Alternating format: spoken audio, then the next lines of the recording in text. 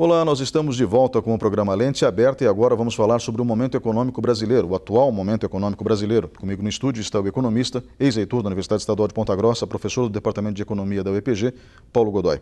Professor, muito obrigado pela sua presença hoje aqui. Eu é que agradeço, Ney, e quero cumprimentar aos telespectadores da TV Educativa e estou à sua disposição. Professor, nós falávamos um pouco antes de iniciar o programa que a situação econômica do país já melhorou em relação a alguns anos atrás, há poucos anos atrás, mas ainda é delicada. Qual é o nosso nível de desemprego? E a inflação está sob controle? Bom, dos dados divulgados no dia 30 de outubro sobre o desemprego até o mês de setembro, houve um declínio para 11,9%. Isso representa 12 milhões e meio de desempregados. Esse nível realmente não é bom. Nós precisamos criar empregos na economia. Já tivemos em anos passados nível de desemprego beirando 7%, 8%. Isso quer dizer que houve um aumento da ordem de 5% no desemprego a 6%.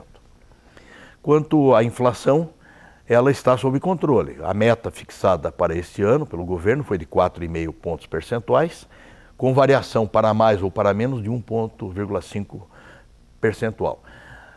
Ocorre que a inflação medida nos 12 últimos meses, ou seja, até setembro de 2018, chegou em 4,53%. A expectativa para a inflação de outubro, que deverá ser divulgada até o dia 10 de novembro aproximadamente, é da ordem de 0,5% do IPCA, IBGE. Quanto ao câmbio, nós temos verificado que antes das eleições, na expectativa de resultados, o câmbio chegou a R$ 4,2 por dólar. E nos dados divulgados no dia 30 de outubro, esse câmbio esteve na razão de R$ 3,69 para cada dólar. Portanto, o dólar é altamente influenciado por expectativas e por especulativo, né? O dólar é especulativo. Mas acredito que deverá se manter nos níveis até agora divulgados. Evidentemente que nós temos que acreditar que no ano de 2019 teremos transformações na economia positivas. Professor, em relação à Bolsa também é um bom termômetro para a gente sentir no mercado, né? Ela vem reagindo de maneira adequada ao resultado das eleições? Sem dúvida. No dia 30 de outubro, eu vou citar o dia 30 de outubro, que é um dado positivo, a Bolsa chegou a subir 3,9% em apenas um dia. Principalmente pelos resultados das telecomunicações, das telefônicas, né, da Petrobras, né, que vem tendo valorização nas suas ações, já que a Petrobras foi um dos ativos que mais se depreciou, né, nos últimos 2 ou 3 anos, em função de tudo que aconteceu de errado na Petrobras. E é muito importante que essa empresa estatal, né, que detém o monopólio do petróleo no país, tenha valorização até pela expectativa de sua eventual privatização. Esses indicadores demonstram que nós temos uma perspectiva otimista para 2019 dentro do quadro, é sempre bom colocar essa questão do otimismo, né, entre parênteses, ou com cautela, dentro do quadro de profunda crise que nós entramos a partir de 2013 com as manifestações na Copa das Confederações? Sim. Veja, o ano que vem é um ano de um novo governo, né? E nós temos que ter o cenário em cima de propostas, né, efetivas que esse novo governo vem apresentar. Por enquanto nós temos alguns indicativos, mas ainda não conhecemos com profundidade até que ponto essas transformações ocorrerão. A reforma da Previdência, ela acontecerá de qualquer jeito. Estamos vendo discussões agora no ambiente político da oportunidade ou não de aprovar a proposta de reforma da Previdência do governo Temer, né? Discussões na Câmara dos Deputados com o atual legislativo, que sofrerá grande transformação no ano que vem, mas ela é um remendo. Ela não é a reforma que ainda a sociedade precisa que aconteça. Por que eu digo que a sociedade precisa? Porque se não houver reforma da Previdência, dentro de um breve espaço de tempo, o governo não conseguirá pagar os aposentados, né, diante do atual quadro. A reforma da Previdência que está colocada no Congresso atualmente, ela muda o tempo mínimo de aposentadoria para homens de 60 para 65 anos e de mulheres de 55 anos para 62 anos.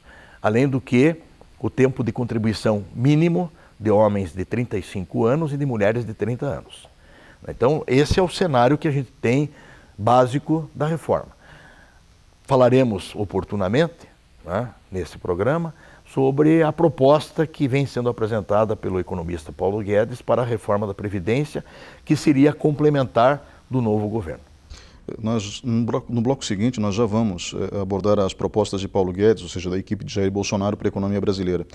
Mas nesse bloco, o que eu realmente preciso entender é o seguinte: o cenário de 2018 é um cenário de recuperação econômica. E eu ouvi muitos economistas dizendo que a principal, como eu posso dizer, o principal, melhor dizendo, desafio do Brasil é a estabilidade política. Se nós tivermos estabilidade política, a recuperação econômica é quase que natural. O senhor acredita nessa avaliação? O senhor acha que realmente esse é o processo? Ou seja, economicamente falando, nós estamos apenas sofrendo os reflexos de uma crise política?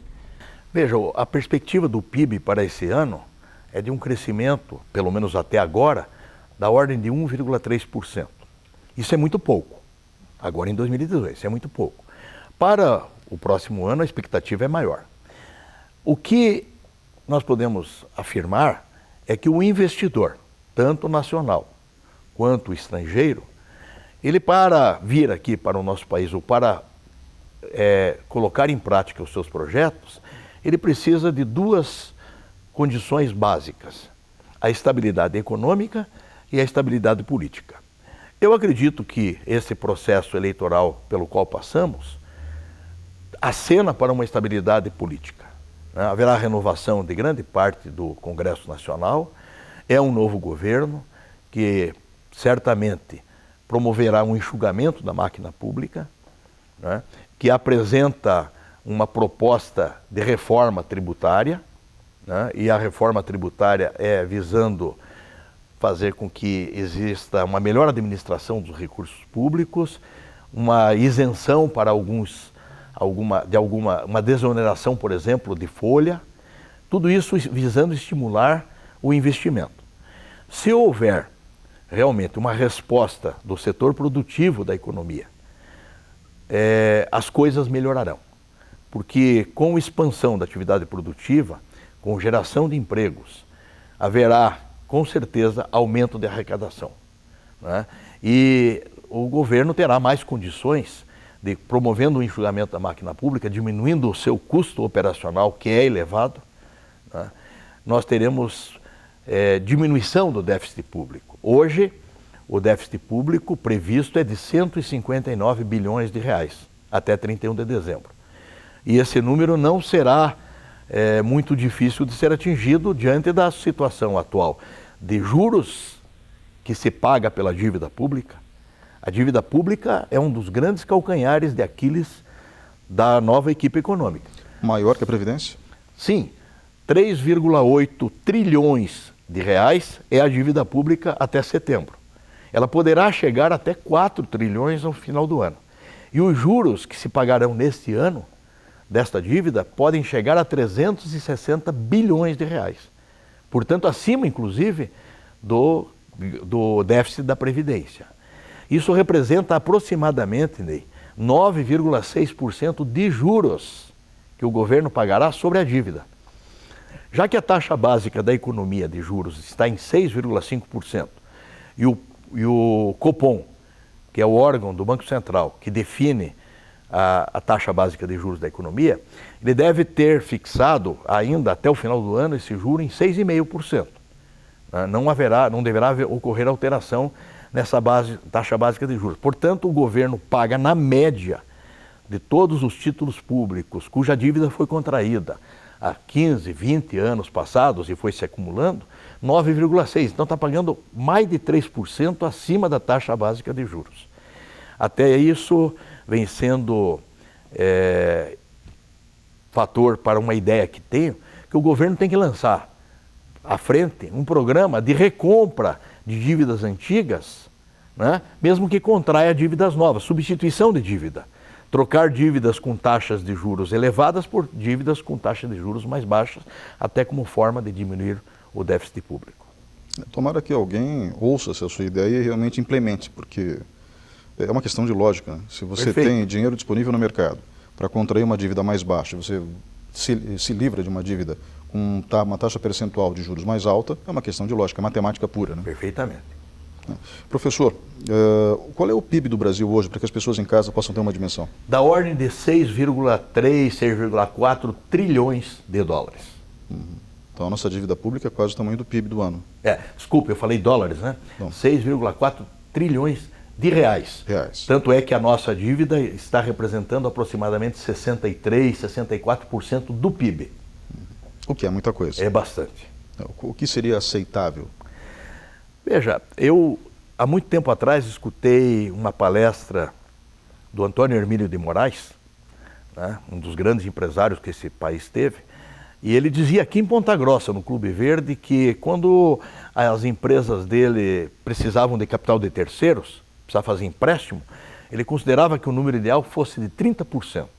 Não comprometer mais do que 30% do patrimônio da empresa com dívida de empréstimos. Eu consideraria para o país um percentual dessa ordem, 30%. Nós estamos mais do que o dobro nos níveis atuais. Professor, obrigado pela participação nesse bloco. Nós vamos agora para um breve intervalo e voltamos em instantes.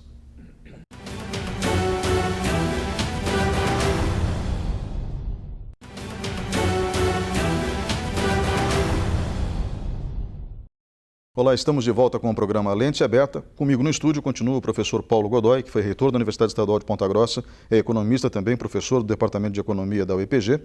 E, professor, no bloco anterior nós fizemos uma análise rápida do momento que o país vive do ponto de vista econômico.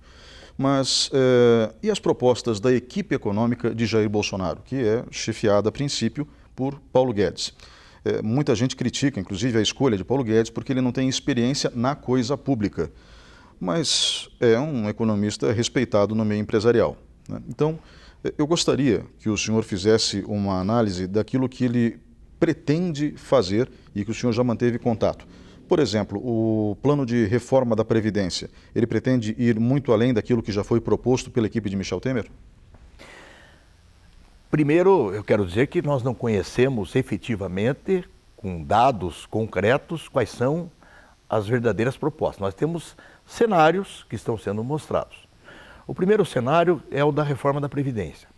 Há muita discussão no presente momento sobre a aprovação das propostas de Michel Temer antes do final do seu mandato, né? Seria em comum acordo com a equipe econômica do futuro governo.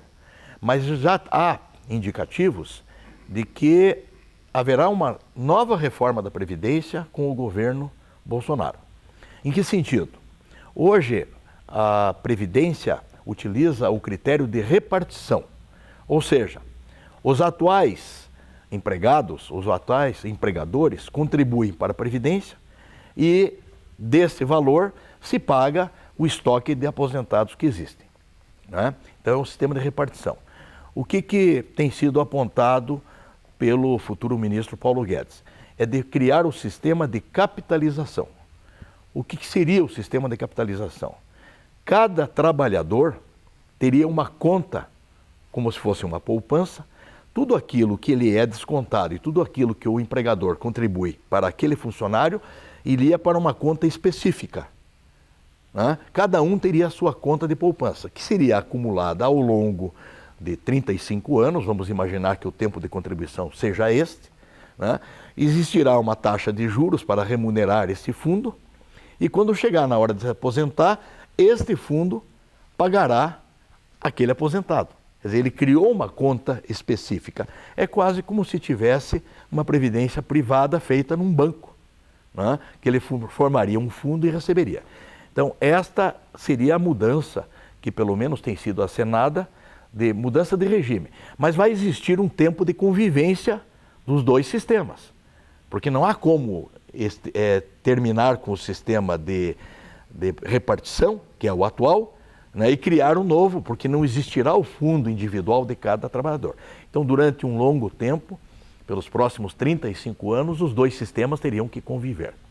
Além do que, se fala de criar um padrão único, quer dizer, não existir a previdência do setor público e do setor privado, uma previdência única, todos terem o mesmo tratamento, né? E que acho que é indispensável que isso venha a acontecer daqui para frente, né? Não há como retroceder para aqueles que contribuíram ao longo de sua vida profissional, laboral, né? E agora simplesmente mudar. Então tem que se respeitar os direitos adquiridos.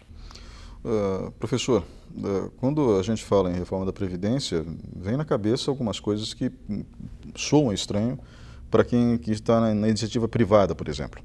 Ninguém se aposenta com 100% do salário, mas na iniciativa pública sim. Em compensação, na iniciativa pública, você não tem fundo de garantia por tempo de serviço, né? Então, o senhor acha que é possível unificar esses dois mundos dentro de uma previdência única? Desde que se estabeleça um marco inicial, né? No setor público, já há os concursos que estão sendo feitos a partir de 2013, se não me falha a memória, né? Já não tem a possibilidade de se aposentar com o último salário, né? Então, os trabalhadores do setor público que foram admitidos em concurso a partir dessa data, se quiserem se aposentar com o último salário, terão que fazer uma previdência complementar. Então, esse é um processo que se implanta ao longo de um número de anos, aquilo que eu comentei. Então, ao final de 35 anos de contribuição, para quem ingressou em 2013, ele teria 2048 como marco, né, para se aposentar se mantido o tempo de 35 anos. A partir desta data, ele passaria a receber igual um trabalhador da iniciativa privada. Em relação eu acho que isso também é importante, aos políticos, né? Nós vemos eles tendo vantagens absurdas em relação à aposentadoria. Fica 8 anos no Congresso e se aposenta para o resto da vida, né? Então, isso também teria que ser revisto. Terão que se adequar à mesma norma. Eu acho que a lei é igual para todos, né? Todos terão que se adaptar à mesma norma, porque senão fica criando uma casta de privilegiados, o que não é salutar. Eu imagino que uma reforma da Previdência, no sentido que vem sendo colocada, deve atingir a todos de forma igualitária. Professor, no que se refere agora à questão da dívida pública que o senhor comentou, Paulo Guedes também falou sobre isso recentemente, inclusive logo depois que saiu o resultado das eleições. Ele falou que o Brasil paga a reconstrução de uma Europa por ano, foi a expressão que ele utilizou. Aproximadamente uns 100 bilhões de dólares por ano, que dá aquele montante de juros que eu comentei no bloco anterior de 360, quase 400 bilhões de juros por ano. É muita coisa, né? Então, o que ele pretende fazer para gerenciar isso? A solução da dívida pública, ela pode se dar de diversas maneiras. Primeiro, com aumento de arrecadação. Quer dizer, se o país entrar num fluxo de desenvolvimento, as receitas aumentarão e certamente esse déficit público que vem acontecendo já nos 3 últimos anos, né, diminuirá. Esse é o primeiro ponto. O segundo ponto é o que Paulo Guedes vem anunciando, a desestatização. O recurso advindo da venda de imóveis e de empresas, de participação do governo em empresas, será totalmente utilizado para abatimento da dívida pública. Há um terceiro indicador, que alguns são favoráveis, outros são contrários, é de utilização de parte das reservas cambiais. Por exemplo, se utilizar, hoje a nossa reserva cambial está em 380 bilhões de dólares. Tem se mantido nesse nível há bastante tempo. Se utilizar 100 bilhões de dólares, que representa 100 bilhões de dólares, é o que se gasta num ano de juros, que convertido à taxa atual de 3,69, daria 369 bilhões de reais, que abatido da dívida pública atual representaria um decréscimo de aproximadamente 10%. Quer quer dizer, uma dívida de 3 trilhões e 800 bilhões, teria um abatimento dessa ordem. Então, aumento de receita, venda de ativos e provável uso de parte das reservas cambiais, que nos deixaria ainda com uma reserva razoável, poderiam ser de imediato utilizados para abatimento da dívida pública, o que diminuiria os juros. Além daquela ideia que te apresento, do governo criar um plano de incentivo para a recompra de dívida antiga com taxas altas e substituindo por dívidas novas com taxas baixas. Uhum. Eu sinceramente acho que essa sua ideia é a curto prazo. Eu acho que é a melhor que tem, porque sinceramente a gente torna mais barato, porque ainda é alto, né? Mas a gente torna mais barato. É o que um cidadão comum poderia fazer. Vamos imaginar que eu estou endividado no cartão de crédito e no cheque especial. Estou pagando juro de 10% ao mês. O que eu posso fazer? Vou a um banco, contraio um empréstimo com taxa de 3%, 4%, que é cara ainda, ao mês, né? Mas é a terça parte de um cheque especial, e substituo, pago a dívida velha, né? E adquiro uma dívida nova. Claro que o ideal é não dever. O ideal não é não dever, o ideal é ser poupador, ter dinheiro para oportunidades de negócio que possam surgir. E hoje o governo está pressionado por isso, porque não tem como deixar de pagar aos credores. Se o governo não pagar às pessoas que adquiriram os títulos públicos, ele não consegue refinanciar o seu déficit público. Claro. Entra em descrédito, né? Exatamente. É o problema da moratória, quando alguém decreta moratória. Aí ele não consegue cumprir com a atividade do governo, né? Há um problema sério que precisa ser enfrentado. Foi alterada por emenda constitucional, né, a questão de limitação dos gastos públicos por 20 anos. Né? Então, o governo, pelo menos acena, o futuro governo, quer respeitar essa regra. Né? Para que ele possa destinar recursos para saúde, educação, segurança, infraestrutura, ele precisa realmente diminuir o déficit público para sobrar dinheiro para essas áreas. Né? E essa é uma missão que o governo não pode perder de vista. Agora, também digo que para resolver o problema do déficit público, haverá de existir um enxugamento da máquina pública. E o governo já anuncia que 20 mil cargos, o novo governo, 20 mil cargos serão extintos. Né? 20 mil cargos. Mas não é só isso, é problema de gestão. Eu sempre digo que tem recurso para a saúde, tem recurso para a educação, mas também precisa existir gestão. Na saúde pública, principalmente, há muitos acontecimentos que se observa como cidadão que poderiam diminuir o déficit na saúde pública com aplicação de corretos procedimentos de gestão. No Brasil, infelizmente, a gestão pública é um problema, né? Mas isso aí é um fato. Professor, vamos terminar esse bloco, já está chegando ao fim, falando sobre a questão das privatizações. Nós já privatizamos no Brasil várias empresas, como as companhias telefônicas, por exemplo, algumas companhias elétricas, mas em relação à venda de ícones, como, por exemplo, o Banco do Brasil ou a Petrobras, o senhor acha que seria saudável para a economia brasileira? Muita gente fala, por exemplo, que se vendermos a Petrobras, os custos operacionais provavelmente devem cair, porque a empresa tem salários altíssimos, os funcionários ganham muito, embora tradicionalmente o setor de energia pague bem. E com isso, até o preço da gasolina poderia cair, porque o custo da Petrobras é muito alto. Quem defende a privatização. Já quem não defende acha que é uma questão de gestão, que dá para o Estado gerir bem. Né? O que o senhor acha? Eu vejo que o governo tem que concentrar a sua atividade basicamente em saúde, segurança e educação. As outras atividades, o governo sempre foi péssimo gestor, né? Péssimo empresário. Né? A máquina pública, por tradição, é inchada. E é inchada a Petrobras.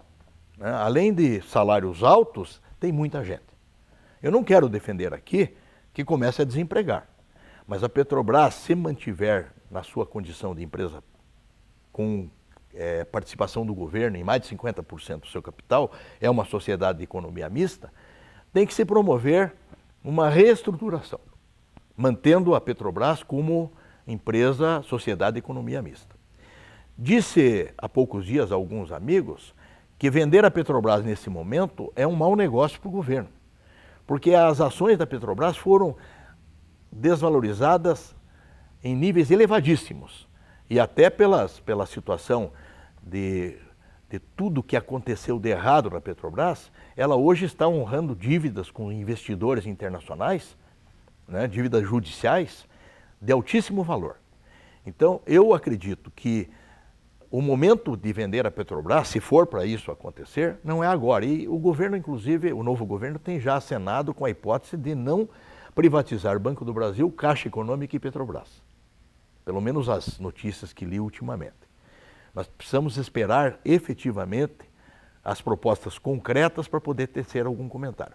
Em relação à Petrobras, eu acho que o momento econômico e financeiro não é agora. Tem que esperar um pouco mais, porque a empresa vem passando por esse processo de valorização, né?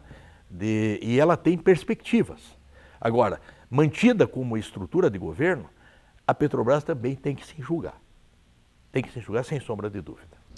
Professor Paulo Godoy, ex-reitor da UEPG, economista, professor do Departamento de Economia da Universidade Estadual de Ponta Grossa, obrigado pela sua presença hoje aqui. Eu é que agradeço e espero, sinceramente, que tenhamos em 2019 uma perspectiva de crescimento da economia, uma diminuição do desemprego, né, e aumento da segurança no país. Nós hoje vivemos um clima de insegurança e precisamos que, com o desenvolvimento, com a volta do emprego, a sociedade possa viver mais tranquila e que sobrem recursos para a educação, para a saúde e para a segurança. Muito obrigado novamente. Vamos para um breve intervalo e voltamos em instantes.